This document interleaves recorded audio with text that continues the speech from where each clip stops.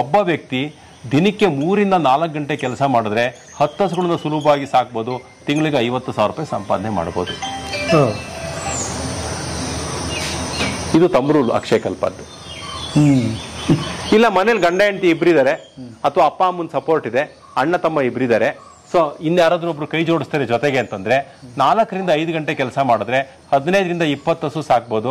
ತಿಂಗಳಿಗೆ 1 ಲಕ್ಷ ರೂಪಾಯಿ ಸಂಪಾದನೆ ಮಾಡ್ಬೋದು. ಅಂದ್ರೆ ಈ 12 ಗಂಟೆ 15 ಬೇಡ 12 ಗಂಟೆ ಕೆಲಸನ 3ರಿಂದ 4 ಗಂಟೆಗೆ ಯಾವ ರೀತಿ ಇಳಿಸ್ಬೋದು ಅನ್ನೋದನ್ನ ನಮಗೆ ಅಕ್ಷಯ ಕಲ್ಪ ತೋರಿಸ್ಕೊಡುತ್ತೆ.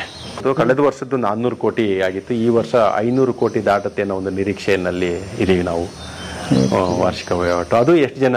ಕೇವಲ 1750 ಜನ ರೈತರು ಮಾತ್ರ ನಮ್ಮ ಇದರಲ್ಲಿದ್ದಾರೆ. ನಾವು ಅವ್ರ ಜೊತೆ ವ್ಯವಹಾರವನ್ನ ಮಾಡ್ತಾ ಇದ್ದೀವಿ. 1750 ಜನ ರೈತರ ಹತ್ರ ಮಾತ್ರ ನಾವು ಇವಾಗ ಕೆಲಸ ಮಾಡ್ತಾ ಇರೋದು.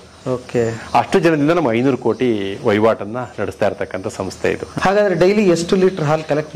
1,20,000 ಪ್ಲಸ್ ಲೀಟರ್ನ ಅಷ್ಟು ನಾವು ವಹಿವಾಟು ನಡೆಸ್ತಾ ಇದ್ದೀವಿ. ಬರ್ರಿ ಬೀಗ್ರ, ಊಟ ಮಾಡೋಣ. ಬಾಳ್ ಮಂದಾಗ್ಲಿ ತಗೋರಿ. ನಿಮ್ ಬಾಯಾರಿಕೆಯಿಂದ ಹಂಗ ಆಗ್ಲೇವಾ? ನಮಸ್ತೆ ಗೆಳೆಯರೇ, ಬದುಕಿನ ಬುತ್ತಿಗೆ ತಮಗೆ ಎಂದಿನಂತೆ ಆಧಾರದ ಸ್ವಾಗತ. ನೀವು ತುಂಬಾ ದಿವಸದಿಂದ ಕೇಳ್ತಾ ಇದ್ದೀರಿ, ಆ ಕತೆ ತಗೊಂಡು ಬಂದಿದ್ದೀನಿ. ಹೌದು ಗೆಳೆಯರೇ, ಅಕ್ಷಯ ಕಲ್ಪದ ಕತೆ ತಗೊಂಡು ಬಂದಿದ್ದೀನಿ. ಇದರ ವ್ಯಾಪ್ತಿ ಎಷ್ಟಿದೆ ಅಂತ ಹೇಳಿದ್ರೆ 98 ಎಕರೆಯಲ್ಲಿ ಇದರ ಕಾರ್ಯವ್ಯಾಪ್ತಿ ಹೊಂದಿದೆ. ವರ್ಷಕ್ಕೆ 400 ಕೋಟಿ ಇದು ಬಿಸ್ನೆಸ್ ಟರ್ನ್ ಓವರ್ನ ಹೊಂದಿದೆ ಅಂದರೆ ಇದರ ಆಳ ಅಗಲ ನಿಮಗೆ ಗೊತ್ತಾಗ್ತಾ ಇರಬಹುದು. ಹಾಗಾಗಿ ಈ ಕತೆ ತುಂಬ ದಿವಸದಿಂದ ತುಂಬ ಜನ ಕೇಳ್ತಾ ಇದ್ರಿ, ಸರ್ ಅಕ್ಷಯ ಕಲ್ಪ ಕತೆ ತೊಗೊಂಡು ಬರ್ರಿ ಅಂತ. ನಾನಿವತ್ತು ಅದಕ್ಕೆ ಸಾಕ್ಷಿಯಾಗಿದ್ದೀನಿ. ಬನ್ನಿ. ಅಷ್ಟೇ ಅಲ್ಲದೆ ರೈತ ಒಬ್ಬ ಉದ್ಯಮಿ ಆಗೋದು ಹೇಗೆ ಅನ್ನೋದನ್ನು ಈ ಕಂಪ್ಲೀಟ್ ಎಪಿಸೋಡ್ಗಳು ನೋಡಿದರೆ ನೀವು ಕೊನೆ ಎಪಿಸೋಡ್ ನೋಡೋ ಒಳಗಡೆ ಒಂದು ಉದ್ಯಮಿ ಆಗಿರ್ತೀರಿ ಅನ್ನೋದರಲ್ಲಿ ಎರಡನೇ ಮಾತಿಲ್ಲ. ಯಾಕೆಂದರೆ ರೈತ ಇವತ್ತು ಉದ್ಯಮಿ ಆಗಬೇಕಾಗಿದೆ. ಯಾವಾಗಲೂ ಹೇಳ್ತಾ ಇರ್ತೀವಿ ನಾವು, ಸರ್ ಬೆಳೆದು ಬಿಡ್ತೀವಿ, ರೇಟ್ ಸಿಗೋದಿಲ್ಲ, ರೇಟ್ ಇದ್ದಾಗ ಬೆಳೆ ಇರೋದಿಲ್ಲ, ಬೆಳೆ ಇದ್ದಾಗ ರೇಟ್ ಇರೋದಿಲ್ಲ ಅಂತ. ಅವು ಎಲ್ಲದಕ್ಕೂ ಕೂಡ ಇಲ್ಲಿ ಉತ್ತರ ಇದೆ. ಒಂದು ಸಣ್ಣ ಎಕ್ಸಾಂಪಲ್ ಹೇಳ್ತೀನಿ. ಇಲ್ಲಿ ಒಂದು ಮಿಲ್ಕ್ ಡೈರಿ ಇದೆ, ದಿವಸಕ್ಕೆ 1 ಲಕ್ಷ ಲೀಟರ್ ಹಾಲು ಉತ್ಪಾದನೆ ಮಾಡುತ್ತೆ ಮತ್ತು ಮಾರ್ಕೆಟ್ ಮಾಡುತ್ತೆ. ಅಂಥದ್ದೊಂದು ದೊಡ್ಡ ಸಂಸ್ಥೆ, 400 ಜನ ಇಲ್ಲಿ ಕೆಲಸ ಮಾಡ್ತಾರೆ. ಬನ್ನಿ, ಇದು ಇರ್ತಕ್ಕಂಥದ್ದು ನಿಮಗೆ ತಿಪಟೂರಿಗೆ 13 ಕಿಲೋಮೀಟರ್ ದೂರದಲ್ಲಿದೆ. ಚನ್ನರಾಯಪಟ್ಟಣ ತಾಲೂಕು ಮತ್ತು ಹಾಸನ ಡಿಸ್ಟಿಕ್ಕಲ್ಲಿದೆ. ಅಷ್ಟೇ ಅಲ್ಲದೆ ಇನ್ನೂ ಒಂಚೂರು ಹೇಳ್ಬಿಡ್ತೀನಿ, ಪ್ರವಾಸಿ ತಾಣ ಆಗಿ ಕೂಡ ಇದು ಮಾರ್ಪಾಟಾಗಿದೆ. ನೀವು ಇಲ್ಲಿಗೆ ವಿಸಿಟ್ ಮಾಡ್ಬೋದು, ಗುಂಪಾಗಿ, ಫ್ಯಾಮ್ಲಿಯಾಗಿ. ಎಲ್ಲ ವ್ಯವಸ್ಥೆಗಳು ಕೂಡ ಇಲ್ಲಿದೆ. ಈ ಫಾರ್ಮ್ ಟೂರ್ ಮಾಡಿಸ್ತಾರೆ. ಒಂದು ಕೃಷಿ ಮೇಲೆ ನಿಮಗೆ ಇವತ್ತಿನ ಹುಡುಗರಿಗೆ, ಇವತ್ತಿನ ಪೀಳಿಗೆಗೆ ಏನೇನು ಬೇಕೋ ಅದನ್ನೆಲ್ಲ ಪರಿಚಯ ಮಾಡಿಸ್ತಾ ಹೋಗ್ತಾರೆ. ಹಾಗಾಗಿ ಅಕ್ಷಯ ಕಲ್ಪದ ಕತೆ ಒಂದಲ್ಲ ಎರಡಲ್ಲ ಸುಮಾರು ಎಪಿಸೋಡ್ಗಳಲ್ಲಿ ಬರುತ್ತೆ. ಬನ್ನಿ, ಅಕ್ಷಯ ಕಲ್ಪದ ಕತೆಗೆ ತಮಗೆ ಸ್ವಾಗತ ಗೆಳೆಯರೇ. ಬನ್ನಿ ಗೆಳೆಯವರೇ, ಒಂದು ಕಂಪನಿ ಕಟ್ಟಬೇಕನ್ನೋ ಕಲ್ಪನೆ ನಮಗೆ ನಿಮಗೆ ಇರೋದೇ ಇಲ್ಲ. ನಮ್ಗೆ ಹೆಂಗೆ ಬೇಕು ಹಂಗೆ ಯೋಚನೆ ಮಾಡ್ತಾ ಇರ್ತೀವಿ. ಎಷ್ಟು ಸಿಸ್ಟಮೆಟಿಕ್ ಆಗಿದೆ ಅಂದರೆ ನೀವು ಗೇಟ್ ದಾಟಿ ಒಬ್ಬರು ಕೂಡ ಒಳಗೆ ಬರೋಕ್ಕಾಗಲ್ಲ. ಯಾಕೆಂದರೆ ನಾನಿಲ್ಲಿ ಹಾಕ್ಕೊಂಡಿದ್ದೀನಿ ನೋಡಿ, ಇಮೇಲಲ್ಲಿ ನೀವು ಇದನ್ನು ತಿಳಿಸ್ಬೇಕಾಗ್ತದೆ ಮೊದಲೇ ಬರುವಂಥದ್ದು. ಆಮೇಲೆ ಇಲ್ಲಿ ರಿಜಿಸ್ಟ್ರೇಷನ್ ಆಗಿರುತ್ತೆ. ರಿಜಿಸ್ಟ್ರೇಷನ್ ಆದಮೇಲೆ ನಮಗಿದ್ದು ಟೋಕನ್ ಕೊಡ್ತಾರೆ. ಆಮೇಲೆ ಮಾತ್ರ ಪ್ರವೇಶ ಇದೆ. ಹೊರಗೆ ಹೋಗ್ಬೇಕಾದಾಗ ಅಷ್ಟೇ, ಒಳಗೆ ಬರಬೇಕಾದಾಗಷ್ಟೇ. ಇಲ್ಲಿ ಸೆಕ್ಯೂರಿಟಿದ್ದೊಂದು ಆಫೀಸ್ ಇದೆ. ಇಲ್ಲಿ ನಿಮಗೆ ಚೆಕ್ ಆಗುತ್ತೆ ಮತ್ತು ಇಂಟರ್ವ್ಯೂ ಆಗುತ್ತೆ. ಹಾಗಾಗಿ ಇಷ್ಟೆಲ್ಲ ಆಗುತ್ತೆ. ಇಲ್ಲಿ ಒಬ್ಬರಿದ್ದಾರೆ, ಅವ್ರನ್ನ ಮಾತಾಡಿಸ್ತೀನಿ ನಾನು. ತಮ್ಮ ಹೆಸರು ಸರ್? ನನ್ನ ಹೆಸರು ಮೂರ್ತಿ ಅಂತ ಸರ್. ಮೂರ್ತಿ ಸರ್. ಸರ್ ಇಲ್ಲಿ ಏನೇನು ಇದೆ ಸರ್? ಆ್ಯಕ್ಚುಲಿ ಒಳಗೆ ಬರಬೇಕಾದ್ರೆ ಹೇಗೆ ರಿಜಿಸ್ಟ್ರೇಷನ್ ಆಗುತ್ತೆ, ಹೇಗಾಗುತ್ತೆ ಸರ್? ಒಳಗಡೆ ಬರಬೇಕಂದ್ರೆ ಕನ್ಸಲ್ಟ್ ಪರ್ಸನ್ ಮೇಲ್ ಹಾಕಬೇಕು. ಹಾಂ, ಮೇಲು ನಿಮಗೆ ಬರುತ್ತಾ? ಹೌದು. ಫಸ್ಟ್ ನಾವು ಮೇಲ್ ಹಾಕಿದ್ರೆ ನಿಮಗೆ ಬರುತ್ತೆ? ಹೌದು. ಓಕೆ. ಈಗ ನೀವು ಬರ್ಬೇಕಂದ್ರೆ ನೀವು ಯಾರ ಮುಖಾಂತರ ಬರ್ತೀರಾ ಅವ್ರು ಮೇಲ್ ಹಾಕ್ತಾರೆ ಸೆಕ್ಯೂರಿಟಿಗೆ. ಓಕೆ. ಆಮೇಲೆ ನಾವು ಮೇಲ್ ಚೆಕ್ ಮಾಡ್ತೀವಿ. ಅವಾಗ ಕಾಲ್ ಮಾಡ್ತೀವಿ, ಈ ತರ ನೀವು ಮೇಲ್ ಹಾಕಿದಿರಲ್ಲ, ಆ ಪಾರ್ಟಿ ಬಂದಿದ್ದಾರೆ ಸರ್, ಬನ್ನಿ ಕರ್ಕೊಂಡು ಹೋಗಿ ಅಂತ ಹೇಳ್ಬಿಟ್ಟು. ಅಲ್ಲಿ ರಿಸೆಪ್ಷನ್ ಇದೆ, ಕೂರಿಸ್ಬಿಟ್ಟು ಎಂಟ್ರಿ ಮಾಡಿಸ್ತೀವಿ. ಎಂಟ್ರಿ ಮಾಡಿಸಿದ್ಮೇಲೆ ಬಂದು ಬ್ಯಾಡ್ಜ್ ಎಲ್ಲ ಇಶ್ಯೂ ಮಾಡ್ತೀವಿ, ಬಂದು ಕರ್ಕೊಂಡು ಹೋಗ್ತಾರೆ. ಅಂದ್ರೆ ಅದು ಮೇಲ್ ಇಲ್ದಂಗೆ ಅಥವಾ ಅನುಮತಿ ಇಲ್ದಂಗೆ ಯಾರು ಒಳಗೆ ಬರೋಕ್ಕಾಗಲ್ಲ? ಯಾವುದೇ ಕಾರಣಕ್ಕೂ ಬರೋಕ್ಕಾಗಲ್ಲ. ಯಾವುದೇ ಕಾರಣಕ್ಕೂ ನಾವು ಆ ಗೇಟಿಂದ ಒಳಗಡೆಗೆ ಬಿಟ್ಕೊಳಲ್ಲ. ಓಕೆ. ಎಷ್ಟು ಜನ ಸೆಕ್ಯೂರಿಟೀಸ್ ಇದೀರಿ ಸರ್ ತಾವು? ಸರ್ ನಾವು ಒಂದು ಟೋಟಲ್ 13 ಮೆಂಬರ್ಸ್ ಇದೀವಿ ಸರ್. ಹೌದಾ? ಡೇ ಮತ್ತೆ ನೈಟ್ ಸೇರಿ 13 ಮೆಂಬರ್ಸ್ ಇದೀವಿ. ಓಕೆ.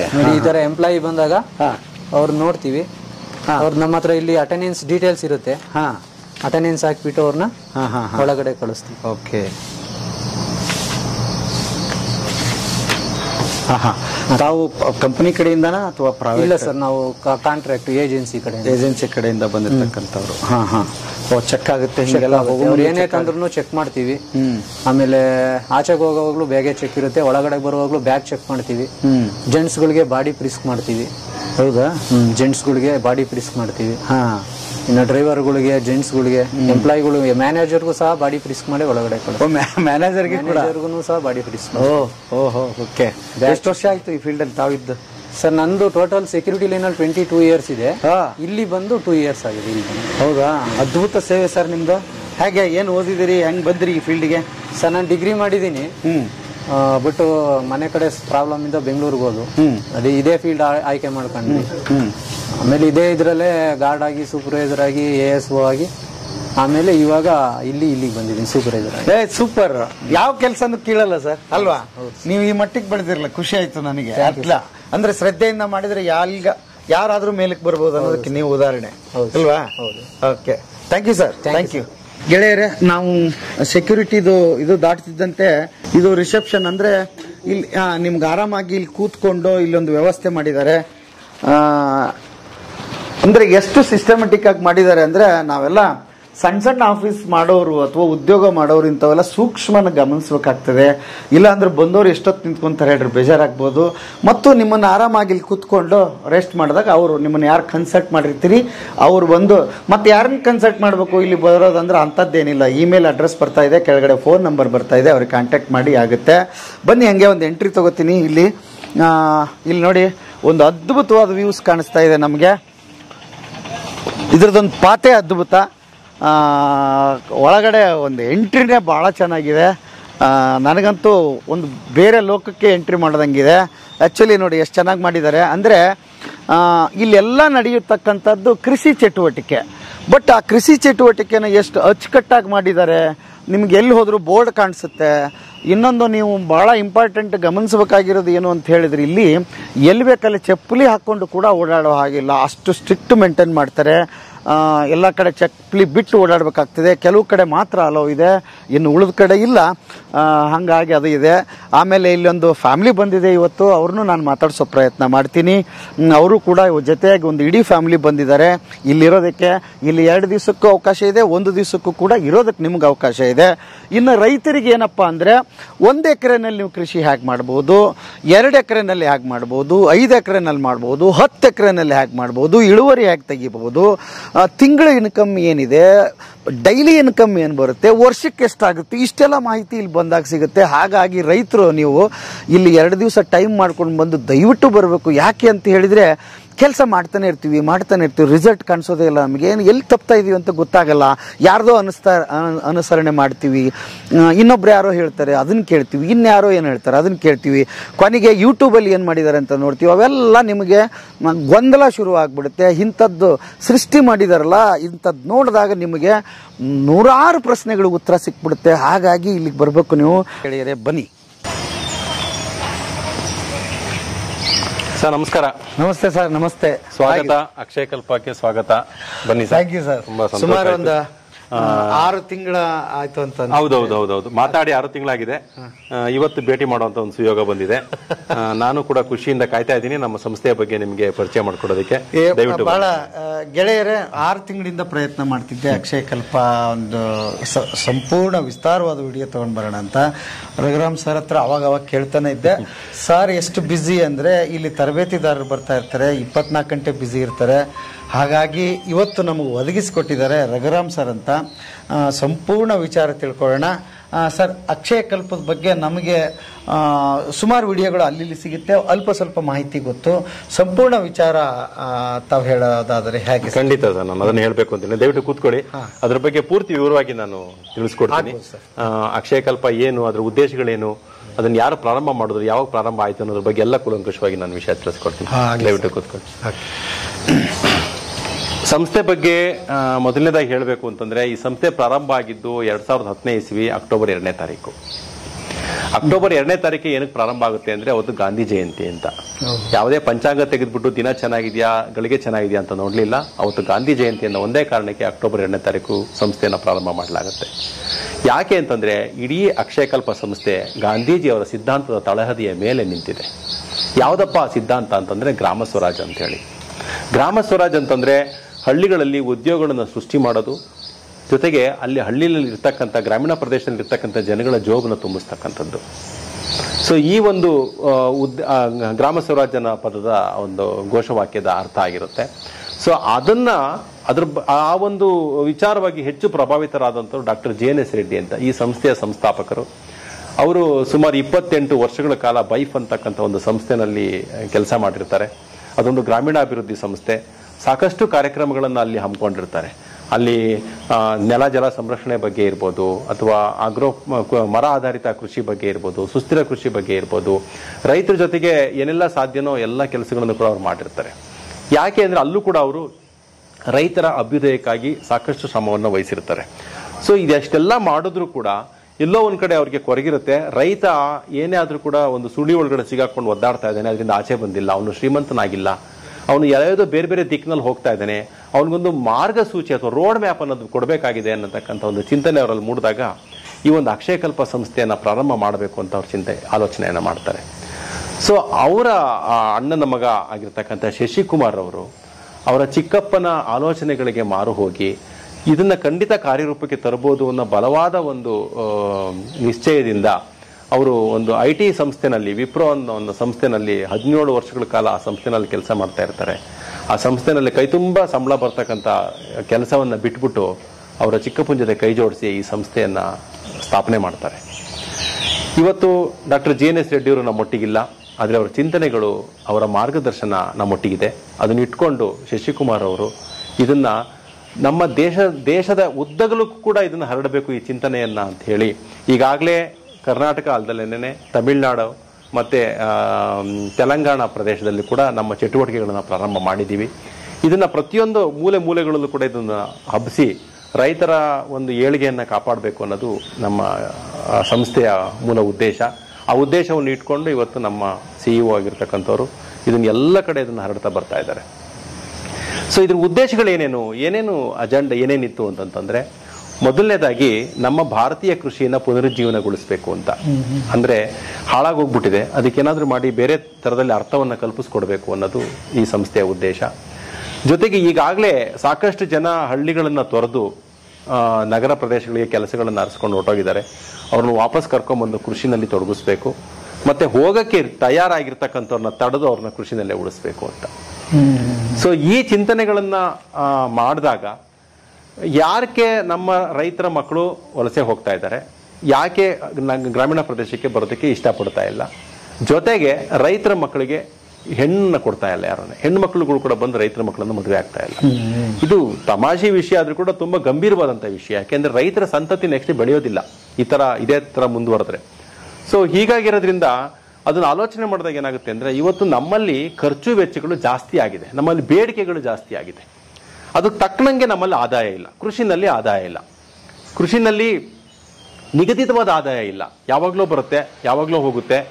ಅದನ್ನ ಬೆಳೆದಂತ ನಮಗೆ ಆದಾಯ ಬಂದಂತ ಸಂದರ್ಭದಲ್ಲಿ ನಮ್ಮ ಖರ್ಚು ಕೂಡ ಜಾಸ್ತಿ ಆಗ್ಬಿಟ್ಟಿರುತ್ತೆ, ಒಂದಕ್ಕೊಂದು ತುಲನೆ ಆಗೋದಿಲ್ಲ. ಈ ಸಂದರ್ಭದಲ್ಲಿ ಯಾರು ಕೂಡ ಕೃಷಿನಲ್ಲಿ ಮುಂದುವರಿಯೋದಕ್ಕೆ ಇಷ್ಟಪಡಲ್ಲ. ಒಬ್ಬ ರೈತನ ಹೋಗಿ ಮಾತಾಡ್ಸಿದ್ರು ಕೂಡ ಇವತ್ತು, ಏನಪ್ಪ ನಾಳೆ ನಿನ್ನ ಮಕ್ಕಳು ಕೂಡ ನಿಂತರನೇ ಕೃಷಿಯಲ್ಲಿ ಮುಂದುವರಿಯಕ್ಕೆ ನೀನು ಇಷ್ಟಪಡ್ತೀಯ ಅಂದ್ರೆ ಖಂಡಿತ ಬೇಡ, ಅವರೆಲ್ಲರೂ ಅವ್ನ ಕೆಲಸ ಸೇರ್ಕೊಂಡ್ಬಿಡ್ಲಿ, ನಾನೆಲ್ಲ ಮಾರ್ಬಿಟ್ಟು ಅವ್ರ ಮನೇಲಿ ಹೋಗಿ ಇದ್ಬಿಡ್ತೀನಿ ಅನ್ನೋಂಥ ಪರಿಸ್ಥಿತಿ ಅವನ ಬಾಯಲ್ಲೂ ಕೂಡ ಬರುತ್ತೆ. ಸೊ ಅದಕ್ಕೆ ಇದನ್ನೆಲ್ಲ ಮನಗಂಡು ಏನಾದರೂ ಮಾಡಿ ಅವನಿಗೆ ನಿಗದಿತವಾದ ಆದಾಯ ಬರೋದಕ್ಕೆ ಏನಾದರೂ ಒಂದು ವ್ಯವಸ್ಥೆಯನ್ನು ಮಾಡಬೇಕು ಅಂತ ಹೇಳಿ ಅವ್ರೇನು ಮಾಡ್ತಾರೆ ಅಂತಂತಂದ್ರೆ, ಒಂದು ಪರ್ಯಟನೆಯನ್ನು ಮಾಡಿದಾಗ ಯಾರಿಗೆ ಬೇರೆ ಮೂಲದಿಂದ ಆದಾಯ ಬರ್ತಾ ಇರುತ್ತೆ ಅವ್ರು ಮಾತ್ರ ಯಶಸ್ವಿಯಾಗಿ ಕೃಷಿ ಮಾಡ್ತಾ ಇರೋದನ್ನ ಕಾಣಸಿಗುತ್ತೆ ನಮಗೆ. ಇವತ್ತು ನೀವು ಕೂಡ ಗಮನಿಸಬಹುದು, ಅವ್ರ ಮನೇಲಿ ಯಾರಾದ್ರೂ ಒಬ್ರು ಕೆಲಸದಲ್ಲಿರಬೇಕು, ಅವರು ಸಂಬಳ ತಿಂಗಳ ಮನೆಗೆ ಒಂದು ಫೀಡ್ ಮಾಡ್ತಾ ಇರಬೇಕು, ಅಥವಾ ಅವ್ರ ಊರಿನಲ್ಲಿ ಒಂದು ಅಂಗಡಿ ಇಟ್ಕೊಂಡು ಅಥವಾ ಒಂದು ವ್ಯಾಪಾರನ ಏನೋ ಮಾಡ್ತಾ ಇದ್ರೆ ಅವರಿಗೆ ಒಂದು ಆದಾಯ ಬೇರೆ ಮೂಲದಿಂದ ಆದಾಯ ಬರ್ತಾ ಇರುತ್ತೆ. ಅಥವಾ ಅವ್ರ ಊರಿನಲ್ಲಿ ಅವ್ರು ಏನೋ ಒಂದು ಕಾಂಟ್ರಾಕ್ಟೋ ಮತ್ತೊಂದು ಏನಾರು ಮಾಡ್ತಾ ಇದ್ರೆ ಅವ್ರ ತೋಟಗಳು ಚೆನ್ನಾಗಿರುತ್ತೆ, ಅವರ ಕೃಷಿ ತುಂಬಾ ಯಶಸ್ವಿಯಾಗಿ ನಡೀತಾ ಇರುತ್ತೆ. ಸೊ ಅವಾಗ ಏನ್ ಅನ್ಸುತ್ತೆ ಅಂತಂದ್ರೆ, ಪ್ರತಿಯೊಬ್ಬನಿಗೂ ಒಂದು ಆರ್ಥಿಕ ಸಹಾಯ ಬೇಕು. ರೈತನಿಗೆ ಯಶಸ್ವಿ ಕೃಷಿಕನ ಆಗಬೇಕು ಅಂತಂದ್ರೆ ಅವನಿಗೆ ಯಾವ್ದಾದ್ರು ಒಂದು ಆರ್ಥಿಕ ಸಹಾಯ ಬೇಕು. ಆ ಆರ್ಥಿಕ ಸಹಾಯ ಸಿಗಬೇಕು ಅಂತಂದ್ರೆ ಎಲ್ಲರಿಗೂ ಕೆಲಸ ಕೊಡ್ಸೋಕ್ಕಾಗಲ್ಲ, ಎಲ್ಲರಿಗೂ ಕೂಡ ನಾವು ಏನು ಇದು ಮಾಡೋದಕ್ಕಾಗೋದಿಲ್ಲ. ಸೊ ಅದಕ್ಕೋಸ್ಕರ ಏನು ಮಾಡ್ತಾರೆ ಅಂತಂತಂದ್ರೆ ಎಲ್ಲರೂ ಮಾಡಬಹುದಾದಂಥ ಕೆಲಸ ಯಾವುದಪ್ಪ ಅಂತಂದ್ರೆ ಹೈನೋದ್ಯಮ. ಹೈನೋದ್ಯಮದಲ್ಲಿ ಮಾತ್ರ ನಿಗದಿತವಾದ ಆದಾಯವನ್ನು ಗಳಿಸೋದಕ್ಕೆ ಸಾಧ್ಯ ಆಗುತ್ತೆ. ಬೇರೆ ಇನ್ಯಾವುದ್ರಲ್ಲೂ ಕೂಡ ಆಗೋದಿಲ್ಲ. ಒಂದು ತರಕಾರಿ ಬೆಳಿತೀವಿ, ಮಾರ್ಕೆಟಿಗೆ ತೊಗೊಂಡೋಗಿ ಹಾಕಿ ಅವ್ನು ಯಾವನೋ ಬಂದು ಬೆಲೆ ನಿಗದಿ ಮಾಡತಂಗ ಅದ್ರ ಬೆಲೆ ಏನು ಅಂತ ನಮಗೆ ಗೊತ್ತಿರೋದಿಲ್ಲ. ಇವತ್ತು ಕೊಬ್ಬರಿ ರೇಟ್ ಎಲ್ಗೋ ಹೋಗಿದೆ, ಆದರೆ ನಮ್ಮ ತೋಟದಲ್ಲಿ ತೆಂಗಿನಕಾಯೇ ಇಲ್ಲ ಅಲ್ವಾ. ಆಮೇಲೆ ಬೇರೆ ಯಾವುದೇ ಬೆಳೆ ತಗೊಳ್ಳಿ, ನಮ್ಮ ಕೈಯಲ್ಲಿಲ್ಲ ಇವತ್ತಿನ ದಿವಸ. ಸೊ ಹಂಗಾಗಿರೋದ್ರಿಂದ ಅವನಿಗೆ ನಿಗದಿತವಾದ ಆದಾಯ ಇಲ್ಲದಲೇ ಇರೋದ್ರಿಂದ ಅವನ ಜೀವನ ಅತಂತ್ರ, ಸರಿಯಾದ ರೀತಿಯಲ್ಲಿ ಗೌರವವಾಗಿ ಅವನು ಜೀವನ ಮಾಡೋಕ್ಕಾಗಲ್ಲ. ಕೃಷಿಗೆ ಬೆಲೆ ಇಲ್ಲ, ಕೃಷಿನಲ್ಲಿ ಆಕರ್ಷಣೆ ಇಲ್ಲ, ಆಯ್ತಾ. ಸೊ ಹೀಗಾಗಿ ಏನಾಗ್ಬಿಟ್ಟಿದೆ ಅಂತಂತಂದ್ರೆ ಯಾವಾಗ ಆಕರ್ಷಣೆಯನ್ನು ಕಳ್ಕೊಂಡು ತುಂಬಾ ನೆಗ್ಲೆಕ್ಟ್ ಅಂದ್ರೆ ಒಂಥರ ಇದಕ್ಕೆ ಒಳಗಾಗ್ಬಿಟ್ಟಿದೆ. ಕೃಷಿ ಅನ್ನೋದು ಯಾರಿಗೂ ಬೇಡವಾದಂಥ ಒಂದು ಕ್ಷೇತ್ರ ಆಗೋಗ್ಬಿಟ್ಟಿದೆ. ಸೊ ಅದಕ್ಕೆ ಏನಾದರೂ ಮಾಡಿ ಅದಕ್ಕೆ ಕಳೆ ತುಂಬಬೇಕು ಅಂತಂತಂದ್ರೆ ನಾವು ಮೊದಲು ಅದರಲ್ಲಿ ಆರ್ಥಿಕವಾಗಿ ಅವ್ರನ್ನ ಸಬಲರನ್ನಾಗಿ ಮಾಡಬೇಕು ಅಂತೇಳಿ ಅವ್ರು ಏನು ಮಾಡ್ತಾರಪ್ಪ ಅಂತಂದ್ರೆ ಮೊದಲು ಹೈನೋದ್ಯಮವನ್ನು ಮಾಡಬೇಕು, ಅದ್ರ ಬಗ್ಗೆ ಅಧ್ಯಯನ ಮಾಡ್ತಾರೆ. ಇದಕ್ಕೆ ಇನ್ನೊಂದು ಕಾರಣ ಏನಪ್ಪಾ ಅಂತಂತಂದ್ರೆ ಅವರು ಮೂಲತಃ ಪಶುವೈದ್ಯರಾಗಿರ್ತಾರೆ. ಡಾಕ್ಟರ್ GNS ರೆಡ್ಡಿ ಅವರು. ಅವ್ರಿಗೆ ಗೊತ್ತಿರುತ್ತೆ ಪಶು ವೈದ್ಯಕೀಯ ಅಂದ್ರೆ ಹೈನುಗಾರಿಕೆ ಅಥವಾ ಹೈನೋದ್ಯಮವನ್ನ ಮಾಡಿದ್ರೆ ಅವರ ಇದು ಹೇಗೆ ಅವನು ಆರ್ಥಿಕವಾಗಿ ಸಬಲ ಆಗ್ಬೋದು, ಅಥವಾ ಅವನು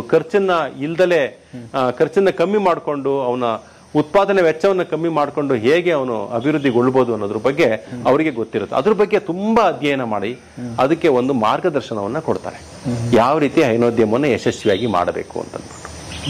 ಮೂಲ ಉದ್ದೇಶ ಏನು? ಒಂದು ನಿಗದಿತವಾದ ಅವರಿಗೆ ಆದಾಯ ಬರಬೇಕು ಇದರಲ್ಲಿ. ಆದ್ರೆ ಹೈನೋದ್ಯಮವನ್ನ ಮಾಡಿದ್ರೆ ಎರಡು ಆದಾಯ ಬರುತ್ತೆ. ಯಾವುದು? ಒಂದು ಹಣ ಬರುತ್ತೆ, ಇನ್ನೊಂದು ಗೊಬ್ಬರ ಬರುತ್ತೆ. ಈ ಗೊಬ್ಬರ ಕೃಷಿಗೆ ಬಹಳ ಅತ್ಯಮೂಲ್ಯ, ಬೇಕೇ ಬೇಕು. ಗೊಬ್ಬರ ಇಲ್ಲದೆ ನಾವು ಕೃಷಿನ ಕಲ್ಪಿಸ್ಕೊಳಕ್ಕಾಗಲ್ಲ, ಹಸುಗಳಿಲ್ಲದೆ ನಾವು ಗೊಬ್ಬರ ಕಲ್ಪಿಸ್ಕೊಳಕ್ಕಾಗಲ್ಲ. ಒಂದಕ್ಕೊಂದು ಸಂಬಂಧ ಇರ್ತಕ್ಕಂಥದ್ದು. ಮನೆಯಲ್ಲಿ ಹಸುಗಳಿರ್ಬೇಕು, ಹಸುಗಳಿಂದ ಗೊಬ್ಬರ ಬರಲೇಬೇಕು. ಆ ಗೊಬ್ಬರದಿಂದ ಮಾತ್ರ ನಾವು ಕೃಷಿಯನ್ನು ಮಾಡೋದಕ್ಕೆ ಸಾಧ್ಯ. ರಾಸಾಯನಿಕ ಕೃಷಿಯಿಂದ ಆಚೆ ಬರಬೇಕು ಅಂತ ಹೇಳಿದ್ದಾಗೋಗಿದೆ, ಸಾವಯವ ಮಾಡಬೇಕು ಅಂತ ತೀರ್ಮಾನ ಮಾಡಿದ್ದಾಗೋಗಿದೆ. ಆ ಸಾವಯವ ಕೃಷಿ ಮಾಡಬೇಕು ಅಂದ್ರೆ ಸಾವಯವ ಗೊಬ್ಬರ ಬೇಕು, ಅದಕ್ಕೆ ಅವನು ಹೈನೋದ್ಯಮ ಮಾಡಬೇಕು. ಜೊತೆಗೆ ಅವನಿಗೆ ಹಣನೂ ಕೂಡ ಬಹಳ ಮುಖ್ಯ, ದುಡ್ಡು ಬೇಕು. ಇವತ್ತಿನ ದಿವಸ ಒಂದು ಹಳ್ಳಿಲೂ ಕೂಡ ತಿಂಗಳಿಗೆ 50,000 ರೂಪಾಯಿ ಇಲ್ಲದೆ ಗೌರವವಾಗಿ ಬದುಕೋದಕ್ಕಾಗೋದಿಲ್ಲ. ನಮ್ಮ ಕಾಸ್ಟ್ ಆಫ್ ಲಿವಿಂಗ್ ಆ ಮಟ್ಟಕ್ಕೆ ಹೋಗ್ಬಿಟ್ಟಿದೆ. ಸೊ ಅದಕ್ಕೋಸ್ಕರ ಅಷ್ಟು ನಾವು ಕೊಡಲೇಬೇಕಾಗುತ್ತೆ. ಸೊ ಹೀಗಾಗಿರೋದ್ರಿಂದ ಇದು ಯಾವಾಗ ನಮಗೆ ಇದರಲ್ಲಿ ಒಂದಿಷ್ಟು ಹಣ ಒಂದಿಷ್ಟು ಗೊಬ್ಬರ ಬರುತ್ತೆ, ಇದರಲ್ಲಿ ಬೇರೆ ಬೇರೆ ಆಯಾಮದಲ್ಲಿ ನಾವು ಹಣವನ್ನ ಸಂಪಾದನೆ ಮಾಡ್ಬೋದಾ ಅನ್ನೋದ್ರ ಬಗ್ಗೆ ಯೋಚನೆ ಮಾಡಬೇಕು. ಇದನ್ನ ನಾವು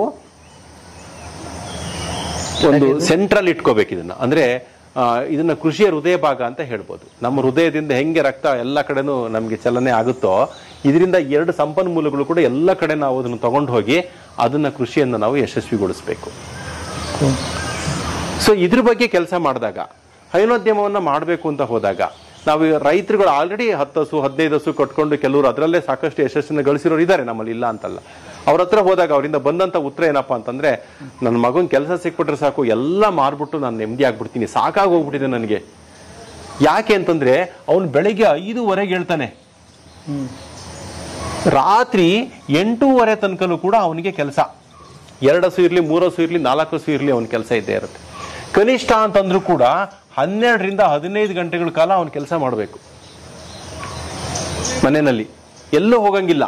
ಒಂದು ಗೃಹ ಪ್ರವೇಶ, ಒಂದು ಫಂಕ್ಷನ್, ಒಂದು ಸಾಮಾಜಿಕ ಜೀವನನೇ ಇಲ್ಲ ಅವನಿಗೆ.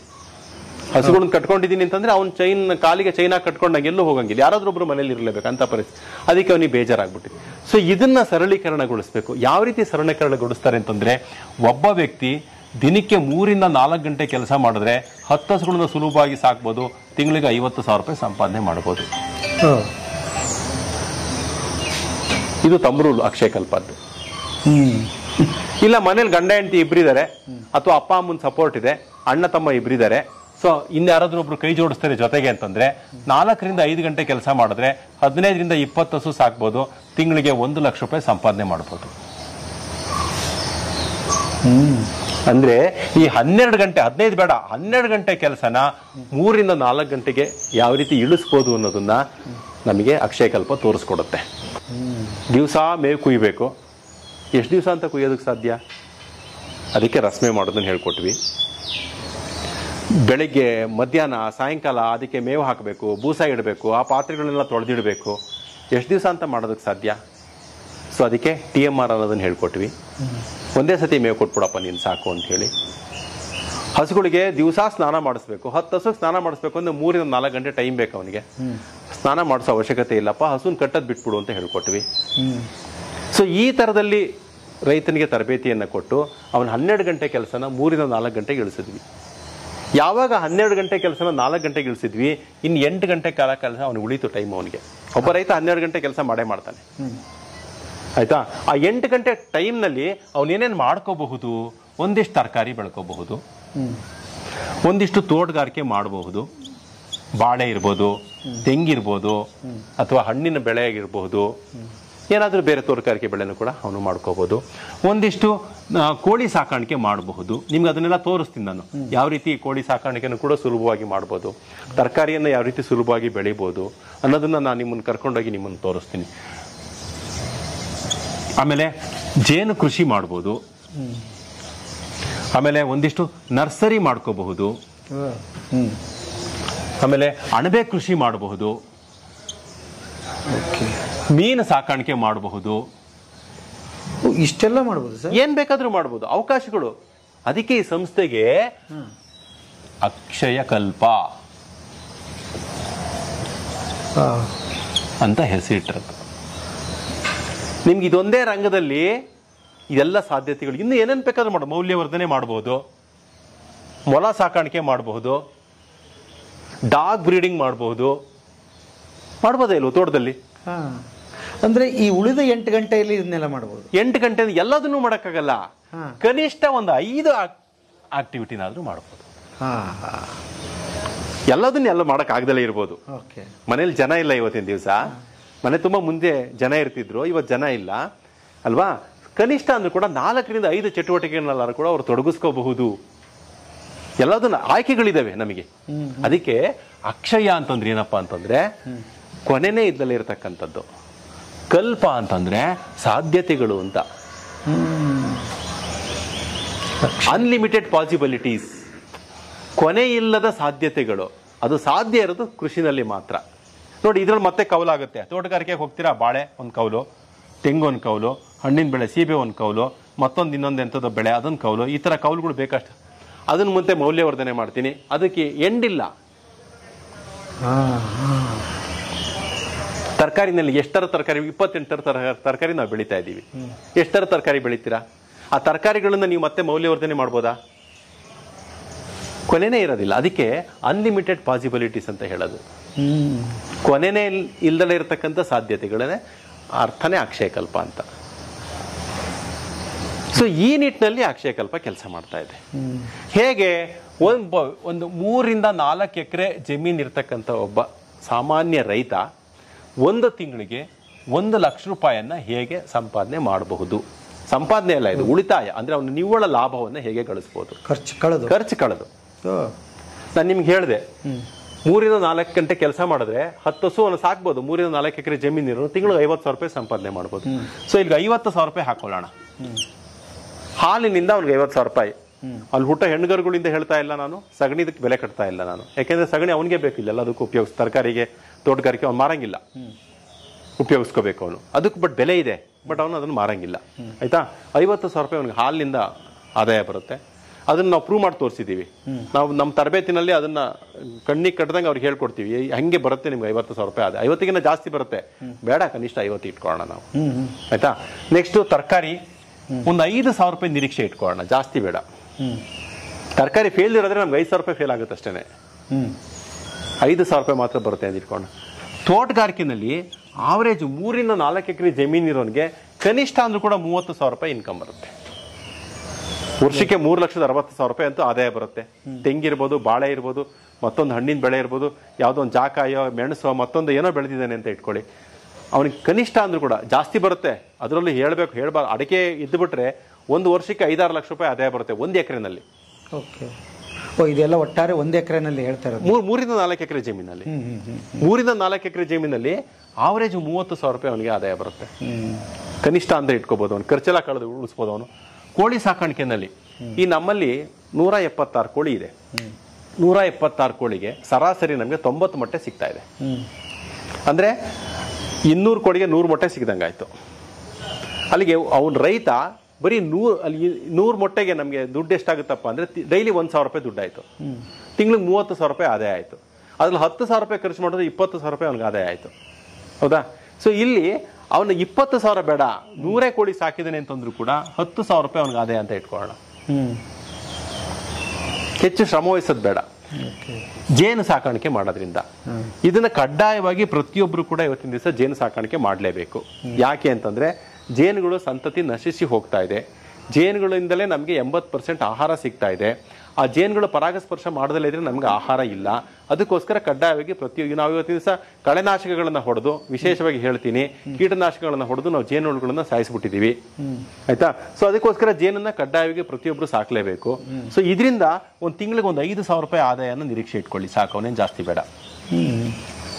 ಇದು ಸಾಕಾಣಿಕೆ ಮಾಡೋದ್ರಿಂದ ಇವೆರಡರಲ್ಲೂ ಕೂಡ ಅವನಿಗೆ 30% ಅಷ್ಟು ಆದಾಯ ಜಾಸ್ತಿ ಆಗುತ್ತೆ. ಪಾಲಿನೇಷನ್ ಆಗೋದ್ರಿಂದ ಜೇನು ಪೆಟ್ಟಿಗೆ ಅವನ ಮನೆಯಲ್ಲಿತ್ತು ಅಂತಂದ್ರೆ ಅಲ್ಲಿಗೆ ಎಷ್ಟಾಯ್ತು? 50,000, 55, 85, 95, 1 ಲಕ್ಷ ರೂಪಾಯಿ ಆಯ್ತು. ಇದು ರೋಡ್ ಮ್ಯಾಪು. ಆದ್ರೆ ನಾವು ಜಾಸ್ತಿ ಫೋಕಸ್ ಮಾಡೋದು ಯಾವುದು? ಈ ಹೃದಯ ಭಾಗಕ್ಕೆ. ಇದನ್ನ ಯಶಸ್ವಿಯಾಗಿ ಮಾಡಿದ್ರೆ ಇದನ್ನೆಲ್ಲದನ್ನು ಕೂಡ ಮಾಡೋದಕ್ಕೆ ಸಾಧ್ಯ ಆಗುತ್ತೆ. ಇದನ್ನ ಯಶಸ್ವಿಯಾಗಿ ಮಾಡಬೇಕು ಅಂತಂದ್ರೆ ರೈತನಿಗೆ ಒಂದಿಷ್ಟು ಸೇವೆಗಳ ಅವಶ್ಯಕತೆ ಇದೆ. ಇಲ್ಲ ಅಂದ್ರೆ ಅವನು ಇದನ್ನ ಯಶಸ್ವಿಯಾಗಿ ಮಾಡೋಕ್ಕಾಗಲ್ಲ. ಏನೇನು ಸೇವೆಗಳನ್ನು ಕೊಡ್ತಾ ಇದ್ದೀವಿ ರೈತರಿಗೆ ಅಂತಂದ್ರೆ, ಮೊದಲನೇದಾಗಿ ಡಾಕ್ಟರ್ ಸೇವೆ, ಪಶು ವೈದ್ಯ ಅಧಿಕಾರಿಗಳ ಸೇವೆ ಕೊಡ್ತಾ ಇದ್ದೀವಿ. ಅವ್ನ ಮನೆ ಬಾಗಿಲಿಗೆ ಹೋಗ್ಬಿಟ್ಟು ಅವ್ನಿಗೆ ಏನಾದರೂ ಕಾಯಿಲೆ ಕಸಗಳಿದ್ರೆ ಟ್ರೀಟ್ಮೆಂಟ್ ಮಾಡ್ತಾರೆ. ಉಚಿತವಾಗ ಇಲ್ಲ, ಒಂದು ಬಾರಿ ಮಾತ್ರ ಉಚಿತವಾಗಿ ಅವನಿಗೆ ಸೇವೆಯನ್ನು ಕೊಡ್ತೀವಿ. ತಿಂಗಳಿಗೆ ಒಂದ್ಸತಿ ವಿಸಿಟ್ ಮಾಡ್ಬಿಟ್ಟು ಜನರಲ್ ಚೆಕಪ್. ಇಲ್ಲ ಅಂತಂದ್ರೆ ಅವ್ನು ಪ್ರತಿ ಸತಿ ಕರೆದಾಗ್ಲೂ ಏನಾರು ಎಮರ್ಜೆನ್ಸಿ ಇದ್ರೆ ಕೇವಲ 100 ರೂಪಾಯಿ ಚಾರ್ಜ್ ಮಾಡ್ತೀವಿ. ಯಾಕೆಂದ್ರೆ ಉಚಿತವಾಗಿ ಕೊಟ್ಟರೆ ಅದಕ್ಕೆ ಗೌರವ ಇರೋದಿಲ್ಲ, ಒಂದು ಬೆಲೆ ಇರೋದಿಲ್ಲ ಅಂತ ಹೇಳಿ ಕೇವಲ 100 ರೂಪಾಯಿ ಚಾರ್ಜ್ ಮಾಡ್ತೀವಿ. ಇದು ಡಾಕ್ಟರ್ ಸೇವೆ. ಬಟ್ ಮನೆ ಬಾಗಿಲಿಗೆ ಕಳಿಸಿ ಡಾಕ್ಟರ್ನ ಸೇವೆಯನ್ನು ಕೊಡ್ತಕ್ಕಂಥದ್ದು ಇವತ್ತು ಎಲ್ಲೂ ಕೂಡ ಇಲ್ಲ. ಅದನ್ನ ಅಕ್ಷಯಕಲ್ಪ ಮಾಡ್ತಾ ಇದೆ. ಎರಡನೇದು ವಿಸ್ತರಣಾಧಿಕಾರಿ. ಅಂದರೆ ಒಬ್ಬ ವ್ಯಕ್ತಿನ ನಾವು ಅವನಿಗೆ ಫೀಲ್ಡಲ್ಲಿ ಕೆಲಸ ಮಾಡ್ತಾ ಇರ್ತಾನೆ. ಅವನಿಗೆ ಒಂದು 10 ರಿಂದ 12 ಫಾರಮ್ ಅಸೈನ್ ಮಾಡಿರ್ತೀವಿ. ಅವನು ಪ್ರತಿ ದಿವಸ ಎಲ್ಲ ಫಾರಮ್ಗಳು ಕೂಡ ವಿಸಿಟ್ ಮಾಡ್ಕೊಂಬರೋದೇ ಕೆಲಸ. ಅವ್ರ ಕಷ್ಟ ಸುಖವನ್ನು ವಿಚಾರಿಸ್ತಾನೆ. ಒಬ್ಬ ಕನ್ಸಲ್ಟೆಂಟ್ ಆಗಿ ವರ್ಕ್ ಮಾಡ್ತಾನೆ. ಅವ್ರೇನಾದ್ರು ಸೋಲ್ತಾ ಇದ್ರೆ ಎಲ್ಲಿ ಸೋಲ್ತಾ ಇದ್ದಾರೆ ಅಂತ ಅನ್ನೋದು ಕಂಡುಹಿಡಿದು ಅವರನ್ನು ಗೆಲ್ಲತಕ್ಕಂಥ ಕೆಲಸವನ್ನು ಮಾಡ್ತಾನೆ. ಅವನಿಗೆ ಎಲ್ಲರ ಜೊತೆನೂ ಕೂಡ ಅವನಿಗೆ ಡಾಕ್ಟರ್ ಜೊತೆ ಏನಾದರೂ ಸಂಪರ್ಕ ಬೇಕಾ, ಅಥವಾ ಏನಾದರೂ ಯಂತ್ರೋಪಕರಣಗಳು ಸೇವೆ ಬೇಕಾ ಅವರಿಗೆ, ಅಥವಾ ತರಬೇತಿ ಬೇಕಾ, ಎಲ್ಲದನ್ನು ಕೂಡ ಆತ ಕೋಆರ್ಡಿನೇಟ್ ಮಾಡ್ತಾನೆ. ಆ ಕನ್ಸಲ್ಟೇಷನ್ಗೆ ಯಾವುದೇ ರೀತಿಯಾದ ಫೀಸನ್ನು ತಗೊಳ್ಳೋದಿಲ್ಲ, ಉಚಿತವಾಗಿ ಆ ಸೇವೆ ಕೊಡ್ತಾ ಇದ್ದೀವಿ.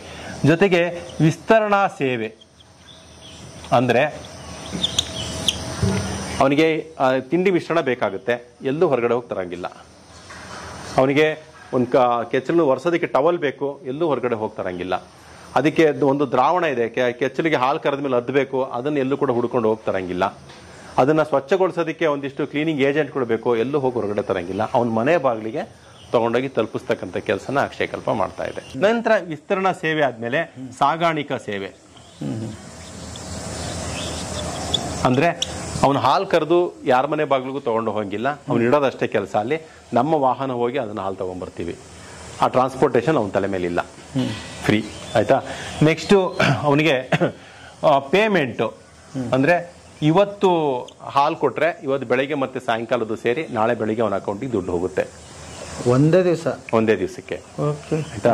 ನೆಕ್ಸ್ಟ್ ಎಲ್ಲದಕ್ಕಿಂತ ಮುಖ್ಯವಾಗಿ ತರಬೇತಿ. ಇನ್ನೊಂದಿದೆ ಯಂತ್ರೋಪಕರಣ ಸೇವೆ. ಅಂದ್ರೆ ಅವ್ನ ಮಿಷನರೀಸ್ ಕೆಟ್ಟೋಗ್ತವೆ. ಇವತ್ತಿನ ದಿವಸ ನಾವು ಹೇಳೋದು ಟೆಕ್ನಾಲಜಿ ಉಪಯೋಗಿಸ್ಕೊಳ್ಳೋದಲ್ಲೇ ನೀವೇನು ಮಾಡಬೇಡಿ ಅಂತ.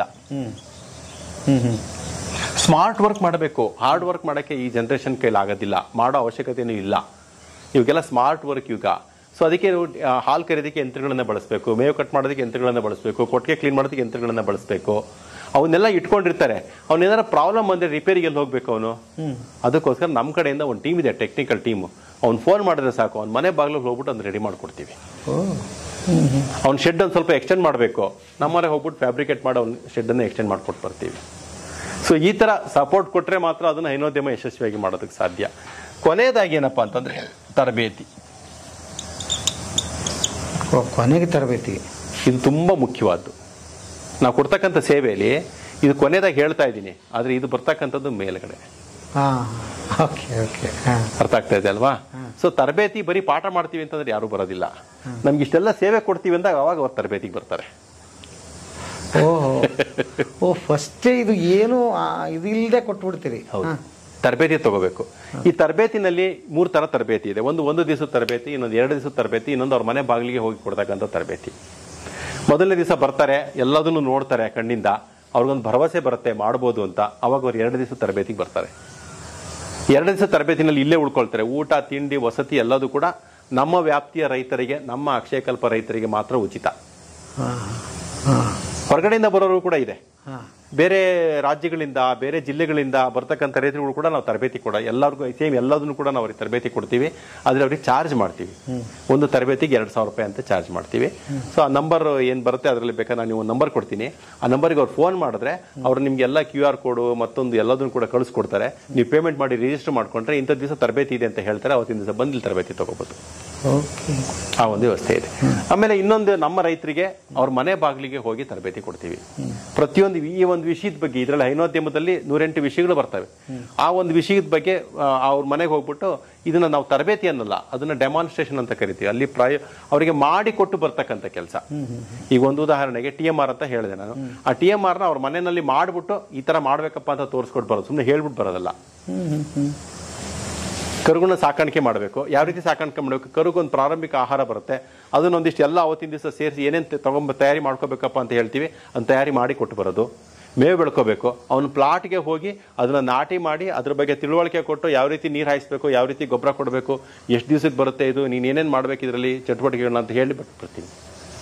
ಈ ಥರದ ತರಬೇತಿಗಳನ್ನು ಕೂಡ ನಾವು ಅಕ್ಷಯಕಲ್ಪದಲ್ಲಿ ಕೊಡ್ತೀವಿ. ಇದಿಷ್ಟು ಸೇವೆಗಳನ್ನು ಕೊಟ್ಟರೆ ಮಾತ್ರ ಈ ಹೈನೋದ್ಯಮವನ್ನು ಅವನು ಯಶಸ್ವಿಯಾಗಿ ಮಾಡೋದಕ್ಕೆ ಸಾಧ್ಯ ಆಗುತ್ತೆ. ಇದನ್ನು ಯಶಸ್ವಿಯಾಗಿ ಮಾಡ್ದ ಅಂದರೆ ಆಟೋಮೆಟಿಕ್ ಆಗಿ ಇದನ್ನೆಲ್ಲದನ್ನು ಕೂಡ ಮಾಡೋದಕ್ಕೆ ಅವನಿಗೆ ಸಾಧ್ಯ ಆಗುತ್ತೆ. ಸೊ ಈ ರೀತಿಯಲ್ಲಿ ಅಕ್ಷಯಕಲ್ಪ ಗ್ರಾಮ ಸ್ವರಾಜನ್ನ ಜಾರಿಗೆ ತರ್ತಾ ಇದೆ. ಉದ್ಯೋಗಗಳು ಸೃಷ್ಟಿಯಾಗುತ್ತೆ ಇಲ್ಲಿ. ಆ ಉದ್ಯೋಗದಿಂದ ಅವರ ಹಣ ಜೋಬುನ ತುಂಬ್ತಾ ಹೋಗುತ್ತೆ.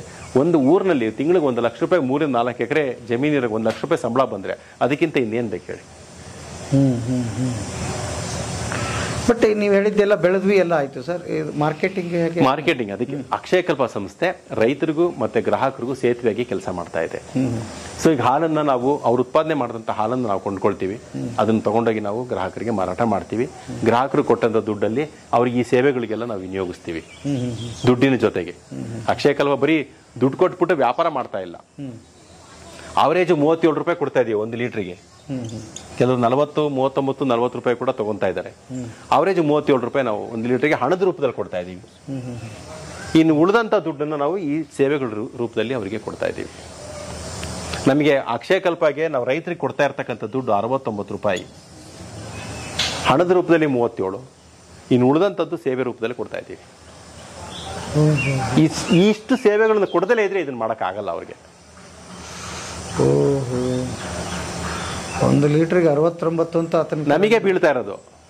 ಇಲ್ಲಿಂದ ಮುಂದಕ್ಕೆ ನೆಕ್ಸ್ಟ್ ಅದನ್ನ ಪ್ರೋಸೆಸ್ ಮಾಡಿ ಪ್ಯಾಕ್ ಮಾಡಿ ಗ್ರಾಹಕರಿಗೆ ಮನೆ ಬಾಗಿಲಿಗೆ ತಲುಪಿಸ್ತಕ್ಕಂಥ ಕೆಲಸ, ಇನ್ನು ಉಳಿದಂತ ಅದು ಖರ್ಚು. ಒಂಥರ ಹೊಸದಿದೆ ಸರ್ ಇದು. ಈ ತರ ಮಾಡಿದ್ರೆ ಮಾತ್ರ ನಮಗೆ ಗ್ರಾಹಕರಿಗೂ ಕೂಡ ಮೋಸ ಆಗಬಾರ್ದು. ನಮಗೆ ವಿನ್ ವಿನ್ ವಿನ್ ಬಿಸ್ನೆಸ್ ಇದು. ರೈತರು ಗೆಲ್ಬೇಕು, ಸಂಸ್ಥೆನೂ ಗೆಲ್ಬೇಕು, ಗ್ರಾಹಕರು ಗೆಲ್ಬೇಕು. ಗ್ರಾಹಕರು ಕೊಟ್ಟಂತ ದುಡ್ಡಿಗೆ ಉತ್ತಮ ಗುಣಮಟ್ಟದ ಉತ್ಪನ್ನವನ್ನು ನಾವು ಕೊಡಬೇಕು. ಆ ಉತ್ತಮ ಗುಣಮಟ್ಟದ ಉತ್ಪನ್ನವನ್ನ ಅವರು ತಯಾರು ಮಾಡೋದಕ್ಕೆ ಏನೆಲ್ಲ ಸಹಕಾರ ಬೇಕೋ ನಾವು ಅದನ್ನ ರೈತರು ಕೊಡಬೇಕು. ಇದನ್ನೆಲ್ಲ ಕೊಡದಲ್ಲ ಇದ್ರೆ ಗುಣಮಟ್ಟದ ಹಾಲು ಉತ್ಪಾದನೆ ಆಗೋದಿಲ್ಲ, ಗುಣಮಟ್ಟದ ತರಕಾರಿ ಉತ್ಪಾದನೆ ಆಗೋದಿಲ್ಲ, ತೋಟಗಾರಿಕೆ ಉತ್ಪನ್ನ ಉತ್ಪಾದನೆ ಆಗೋದಿಲ್ಲ, ಕೋಳಿ ಮೊಟ್ಟೆಗಳು ಉತ್ಪನ್ನ ಆಗೋದಿಲ್ಲ, ಜೇನು ಕೂಡ ಉತ್ಪನ್ನ ಆಗೋದಿಲ್ಲ. ಇದು ಉದಾಹರಣೆ. ಇಲ್ಲ ಸರ್ ನಾನು ಕೋಳಿ ಸಾಕಾಣಿಕೆ ಮಾಡೋಕ್ಕಾಗಲ್ಲ, ಅದ್ರ ಬದಲಿಗೆ ಒಂದು ನರ್ಸರಿ ಮಾಡ್ಬೋದು, ಅದ್ರ ಜೊತೆನಲ್ಲೂ ಮಾಡ್ಬೋದು, ಬಿಟ್ಟು ಮಾಡ್ಬೋದು. ಇಲ್ಲ ನಾನು ಅಣವೆ ಮಾಡ್ತೀನಿ ಅದನ್ನು ಜೋಡಿಸ್ಕೋಬಹುದು. ಇಲ್ಲ ನನಗೆ ಅನುಕೂಲ ಇದೆ ನಾನು ಮೀನು ಸಾಕಾಣಿಕೆ ಮಾಡ್ತೀನಿ ಅದನ್ನು ಜೋಡಿಸ್ಕೋಬಹುದು. ಅವ್ರಿಗೆ ಬಿಟ್ಟಿದ್ದು ಅವಾಗ ಅವನ ಆದಾಯ ಜಾಸ್ತಿ ಆಗ್ತಾ ಹೋಗುತ್ತೆ. ಅವಕಾಶಗಳಿದೆ ಅಂತ ನಾವು ಹೇಳ್ತಾ ಇದ್ದೀವಿ. ಅವಕಾಶಗಳಿಲ್ಲ ಯಾಕೆ ಅಂದರೆ ಕೃಷಿ ಒಂದು ಆಯ್ಕೆ ಆಗಬೇಕು, ಅನಿವಾರ್ಯ ಆಗಬಾರ್ದು. ಇವತ್ತು ಏನಾಗಿದೆ, ಮನೆಯಲ್ಲಿ ಯಾರು ಫೇಲ್ ಆಗ್ತಾರೆ, ಯಾರು ಜಾಸ್ತಿ ಓದಲ್ಲ, SLC ಫೇಲ್ ಆಗ್ತಾನೆ ಅಥವಾ ಡಿಗ್ರಿ ಮಾಡಿದ್ದಾನೆ, ಎಲ್ಲೂ ಕೆಲಸ ಸಿಕ್ಕಲಿಲ್ಲ ಅಂದ್ರೆ ಮಾತ್ರ ವ್ಯವಸಾಯ ಮಾಡ್ತಾ ಇದ್ದಾನೆ. ಅನಿವಾರ್ಯ ನನಗೆ, ಅದಕ್ಕೋಸ್ಕರ ದನ ಕಾಯ್ತಾ ಇದ್ದೀನಿ ಅಥವಾ ನಾನು ಜಮೀನು ಕೃಷಿ ಕೆಲಸ ಮಾಡ್ತಾ ಇದ್ದೀನಿ ಅನ್ನೋ ಪರಿಸ್ಥಿತಿ ಬಂದಿದೆ. ಆದರೆ ಹೆಂಗೆ ನಾನೊಬ್ಬ ಡಾಕ್ಟರ್ ಆಗಬೇಕು, ನಾನೊಬ್ಬ ಇಂಜಿನಿಯರಿಂಗ್ ಆಗಬೇಕು, ನಾನೊಬ್ಬ ಲಾಯರ್ ಆಗಬೇಕು ಅಂತ ಆಯ್ಕೆಗಳಿದಾವೋ, ಅದೇ ಥರ ನಾನೊಬ್ಬ ಕೃಷಿಕನಾಗಬೇಕು ಅನ್ನೋದು ಕೂಡ ಆಗಬೇಕಿಲ್ಲಿ. ಈ ಕನಸನ್ನು ನಾವು ನಮ್ಮ ಯುವ ಜನಾಂಗದಲ್ಲಿ ಬಿತ್ತನೆ ಮಾಡಿದಾಗ ಅವಾಗ ಅವ್ರಿಗೂ ಕೂಡ ಅನಿಸುತ್ತೆ ನಾನು ಒಬ್ಬ ಯಶಸ್ವಿ ಕೃಷಿಕನಾಗ್ಬೋದು, ನನಗಿದೊಂದು ಒಳ್ಳೆ ಮಾರ್ಗದರ್ಶನ ಸಿಕ್ಕಿದೆ ಅಂತ ಬರುತ್ತೆ. ಸೊ ಈ ಕೆಲಸನ ಅಕ್ಷಯಕಲ್ಪ ಮಾಡ್ತಾ ಇದೆ ಸರ್. ಇದು ನಮ್ಮ ಅಕ್ಷಯಕಲ್ಪ ಸಂಸ್ಥೆಯ ಒಂದು ಓವರ್ವ್ಯೂ, ಅಂದರೆ ಅದರ ಚಿತ್ರಣ ನಿಮಗೆ. ಅದ್ಭುತವಾಗಿದೆ ಸರ್. ಒಟ್ಟಾರೆ ಎಷ್ಟು ಎಕರೆನಲ್ಲಿ ಇದು ಪ್ರಾರಂಭ ಮಾಡಿದ್ದು, ಇದು 24 ಎಕರೆ ಜಾಗದಲ್ಲಿ R&D ಅಂತಲೇ ಇದಕ್ಕೆ, ಅಂದರೆ ಸಂಶೋಧನೆ ಅಂತಕ್ಕಂಥದ್ದು ರೈತರು ಮನೆ ಬಾಗಿಲಲ್ಲಿ ಮಾಡೋಕ್ಕಾಗೋದಿಲ್ಲ, ಅದಕ್ಕೆ ಸಾಕಷ್ಟು ದುಡ್ಡು ಖರ್ಚಾಗುತ್ತೆ. ಒಂದು ಸಂಸ್ಥೆಯಾಗಿ ಅಕ್ಷಯಕಲ್ಪ ಇಲ್ಲಿ ಸಂಶೋಧನೆಯನ್ನು ಮಾಡುತ್ತೆ. ಈ ಸಂಶೋಧನೆಯಿಂದ ಬರ್ತಕ್ಕಂಥದ್ದನ್ನ ನಾವು ರೈತರಿಗೆ ಅದನ್ನ ತಿಳಿಪಡಿಸ್ತೀವಿ. ಈ ಥರ ಸಂಶೋಧನಾ ಕೇಂದ್ರ ಇದೊಂದಿದೆ. ಜೊತೆಗೆ ಇನ್ನೊಂದು 72 ಎಕರೆ ಒಂದು ಜಾಗ ಇದೆ, ಅದನ್ನ ಲೀಸಿಗೆ ತಗೊಂಡಿರೋದು, ಬೇರೆಯವರಿಂದ ಲೀಸಿಗೆ ತಗೊಂಡು ಅಲ್ಲಿ ಕೆಲವು ಸಂಶೋಧನೆಗಳನ್ನು ಮಾಡ್ತಾ ಇದ್ದೀವಿ. ಅಲ್ಲಿ ಯಾವ ಥರ ಸಂಶೋಧನೆಪ್ಪ ಅಂದರೆ ಮಾಡೆಲ್ಗಳನ್ನ ಮಾಡ್ತಾ ಇದ್ದೀವಿ. 5 ಎಕರೆ ಇರ್ತಕ್ಕಂಥ ರೈತ ಏನೆಲ್ಲ ಮಾಡ್ಬೋದು, 3 ಎಕರೆ ಇರ್ತಕ್ಕಂಥ ರೈತ ಏನೆಲ್ಲ ಮಾಡ್ಬೋದು, 10 ಎಕರೆ ಇರ್ತಕ್ಕಂಥ ರೈತ ಏನೆಲ್ಲ ಮಾಡ್ಬೋದು, ಎಷ್ಟು ಗಾತ್ರದಲ್ಲಿ ಮಾಡ್ಕೋಬೇಕು ಅಂತ ಅವನಿಗೆ ಅಂದಾಜಿರೋದಿಲ್ಲ. ಇರೋದು 2 ಎಕರೆ 20 ವರ್ಷಕ್ಕೆ ಒಂದು ಶೆಡ್ ಮಾಡ್ಕೊಂಡು ಕೂತಿರ್ತಾನೆ, ಇರೋದು 3 ಎಕರೆ ಒಂದು 40 ವರ್ಷಕ್ಕೆ ಶೆಡ್ ಮಾಡ್ಕೊಂಡು ಕೂತಿರ್ತಾನೆ, ದುಡ್ದು ಬಿಡ್ತೀನಿ ಅಂತ ಹೇಳಿ. ಆ ಒಂದು ಅಲ್ಲಿ ನಾವು ಮಾಡೆಲ್ಗಳನ್ನ ಮಾಡಿದ್ದೀವಿ. ನಾವು ಅಲ್ಲಿ ತರಕಾರಿನೇ ಬೆಳ್ಕೋಬಹುದು, ಒಂದು ಜೇನು ಸಾಕಾಣಿಕೆ ಮಾಡೋದು, ಕೋಳಿ ಸಾಕಾಣಿಕೆ ಮಾಡೋದು, ಎಲ್ಲ ಮಾಡೆಲ್ಗಳು ಇದೆ ಅದೇ ಥರದ್ದು. ಜೊತೆಗೆ ತಮಿಳುನಾಡಲ್ಲಿ ಪೂರಿಯಮ್ಮನ ಪ್ರದೇಶದಲ್ಲಿ ಅಲ್ಲಿ 25 ಎಕರೆ ಜಾಗದಲ್ಲಿ ಅಲ್ಲೂ ಕೂಡ ಒಂದು R&Dನ ಮಾಡಿದ್ದೀವಿ. ಅಲ್ಲಿ ಇರ್ತಕ್ಕಂಥ ಸ್ಥಳೀಯ ರೈತರಿಗೆ ತರಬೇತಿನ ಕೊಡೋದಕ್ಕೆ ಅಲ್ಲಿ ಮಾಡಿದ್ದೀವಿ. ಆಮೇಲೆ ತೆಲಂಗಾಣದಲ್ಲಿ ಹೈದರಾಬಾದಿಂದ 100 ಕಿಲೋಮೀಟರ್ ದೂರ ಶಾದ್ ನಗರ ಅನ್ನೋ ಪ್ರದೇಶದಲ್ಲಿ 30 ಎಕರೆ ಜಾಗದಲ್ಲಿ ಅಲ್ಲಿ R&D ಮಾಡಿದ್ದೀವಿ. ಸೊ ಈ ಥರ ಎಲ್ಲ ಕಡೆನೂ ಮಾಡಿ ಆ ರೈತರುಗಳಿಗೆ ಅದನ್ನ ಆ ಸತ್ಯಾಸತ್ಯತೆಯನ್ನು ತೋರಿಸಿ ಅವ್ರಿಗೊಂದು ಭರವಸೆಯನ್ನು ಮೂಡಿಸಿ ರೈತರುಗಳನ್ನ ಕೃಷಿಗೆ ಒಂದು ಗೌರವವನ್ನು ತಂದುಕೊಡ್ಬೇಕು ಅನ್ನೋದೇ ಅಕ್ಷಯಕಲ್ಪದ ಉದ್ದೇಶ. ಬಟ್ ಇಲ್ಲಿವರೆಗೆ ನೋಡಿದ್ರೆ ಒಂದು 100-150 ಎಕರೆ ಪ್ರದೇಶದಲ್ಲಿ ನಿಮ್ದು ಇದು ನಡೆದಿದೆ, ಚಟುವಟಿಕೆಗಳು ನಡೀತಾ ಇದೆ. ಎಷ್ಟು ಜನ ಎಂಪ್ಲಾಯ್ಸ್ ಇದ್ದಾರೆ ಸರ್? ಎಂಪ್ಲಾಯೀಸು ಇದರಲ್ಲಿ ನಮಗೆ 350 ಜನ ಇಲ್ಲೇ ಕೆಲಸ ಮಾಡ್ತಾರೆ. 850ಕ್ಕೂ ಹೆಚ್ಚು ಜನ ನಮ್ಮ ಇಡೀ ಅಕ್ಷಯಕಲ್ಪ ಸಂಸ್ಥೆನಲ್ಲಿ ಎಲ್ಲ ಕಡೆನೂ ಕೂಡ ಕೆಲಸ ಮಾಡ್ತಾ ಇದ್ದಾರೆ.